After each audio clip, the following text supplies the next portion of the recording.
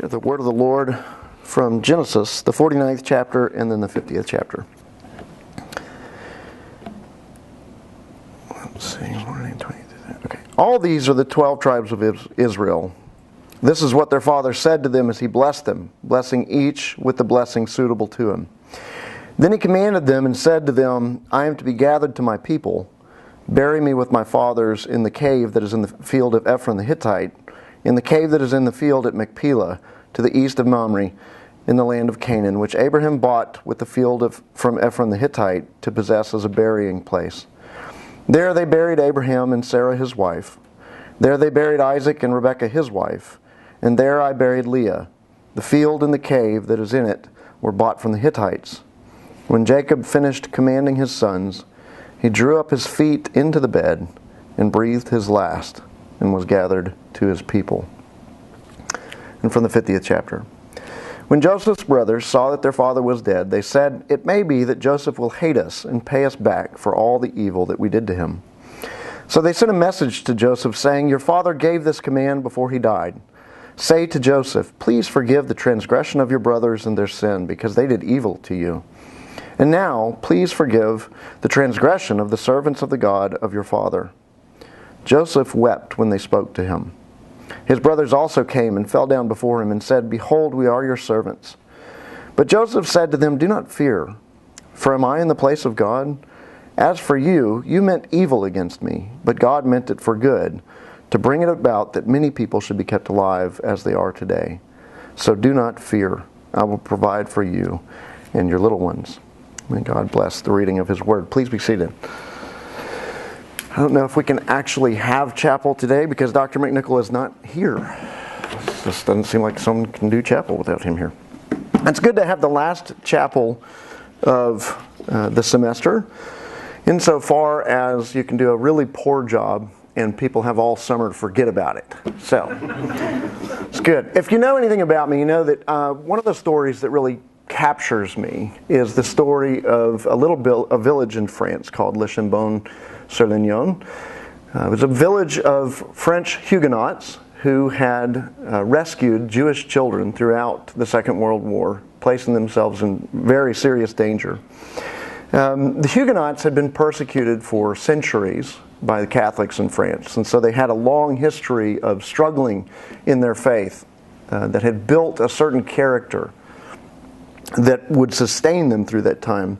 But these particular Huguenots were led by a man named André Trocmé, who was a New Testament scholar, later in life did some pretty amazing things. And Trocmé was a pacifist. Trocmé's father had anger issues, and Trocmé tells the story about driving with them one time, and his father was arguing with his mother and becoming more and more heated. Lost control of the vehicle, slid off the road, and his mother was killed in the car accident.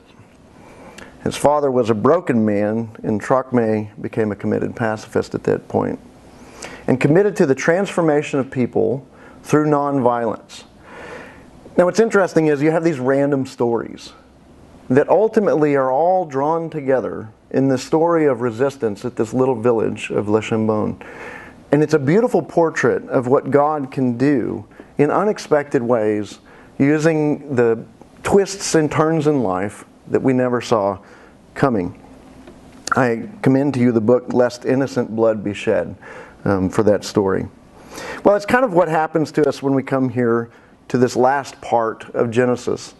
It's interesting that Genesis here returns to Israel, back to Jacob. Because the story has moved on. We've focused on Joseph for several chapters. He's been the main character, and all that really remains is Jacob's blessing and death. But Genesis does return to the genitor of Israel, the paterfamilias, to this last moment, to his death and then to his transport to burial. And it's interesting to think about, to pause for a moment and consider Jacob's story. Because Joseph's story has its twists and turns, but Jacob's story is one of trial and struggle. And many of those trials, of course, are of his own making. He had deceived his father, the patriarch of Israel, into giving him his brother's due. He had fled to his uncle's place where he'd fallen in love and then been tricked, the trickster being tricked by his uncle into marrying the wrong woman. He had wrestled with God and man. He had seen the face of God and had his character transformed. He had buried his beloved Rachel, who he lost in childbirth. He had lost his son, his favorite, Rachel's firstborn, to wild animals. And he'd wept for him for many, many years, only to recover him in his old age and discover the treachery of his other sons. And now he finds himself in Egypt, about to die, far away from the land that God had promised his father Abraham. And we find Israel making arrangements for his own burial back in that land of promise. And now here at the end of Genesis 49, we read, "He drew up his feet into the bed, and he breathed his last, and was gathered to his people." Now Jacob's life was interesting, to say the very least, full of struggle and triumph, of joy and pain, and joy recovered. But we know when we read the story that all these twists and turns in Jacob's life aren't just random events out of nowhere in some great adventure story. We know, in fact, that Israel himself isn't even the character of the story. For, as Joseph points out to his brothers earlier, what you intended for evil, God intended for good.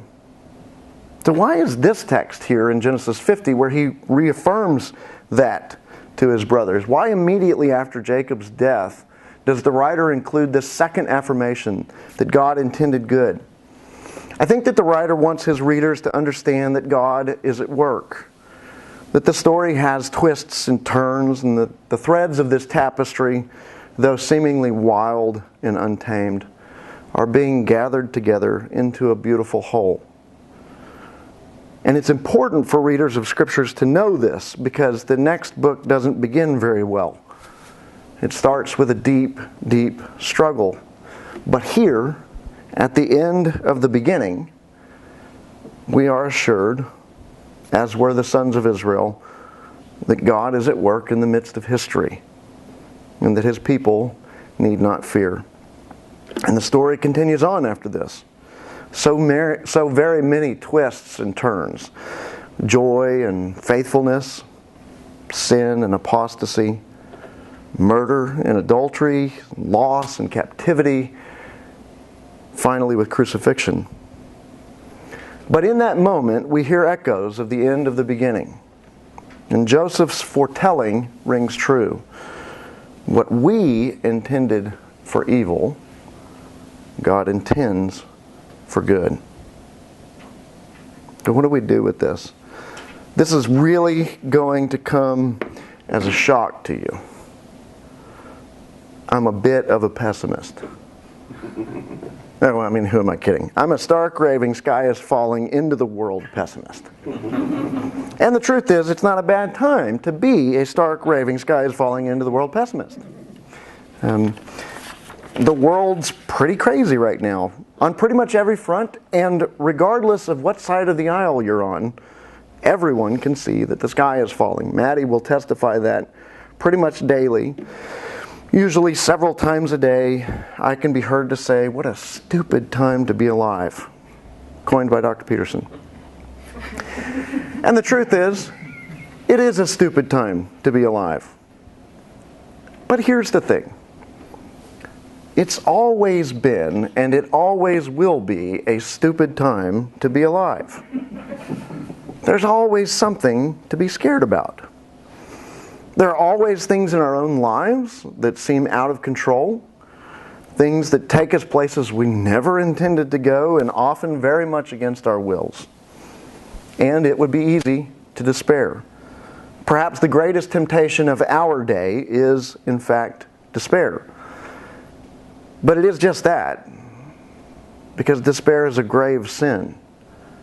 It is to doubt that God is at work in his world, that he is engaged in drawing together even these moments of terror or shock or pain into something beautiful, something from which He will produce great meaning and great hope.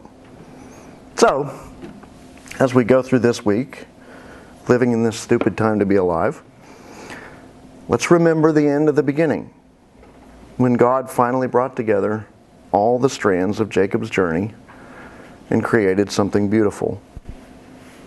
And as the story continues its twists and its turns, long after we're gone, if the Lord wills, we can know that God will be working to bring beauty from it all. My favorite poem is by William O. Everson, and it's called God Writes Straight with Crooked Lines. I'll close with this. God writes straight. My crooked lines, tortured between grace and the depraved human heart, my heart, gouge out the screed of my defection. Everywhere about me, the straight writing hems me in, compresses me, flattens my will. I write crooked. Error after error blows through me, the corruptible mortal man whose every gesture reeks of imperfection. Would you have it straight? I am not God. The matchless God writing calligraphed unendingly on trees, peaks, rivers, oceans, lakes, rebukes and dazzles me. I must hush my heart. The divine writing goes forward with an excoriate straightness, but never in the manner one supposes. Nor does it ever relate precisely what one hopes to hear. I have written, but what I have written is undone, not done. I have labored to make a birth of my life, but it becomes, in retrospect, only a long, crooked line. This much, however, I do know, and given the nature of reality, it cannot be otherwise. All my violations, virulent as they are, in the end can only make for good. My evil cannot win. I wrote, I have written, I will write. But no matter how crooked I set it down, God writes it straight.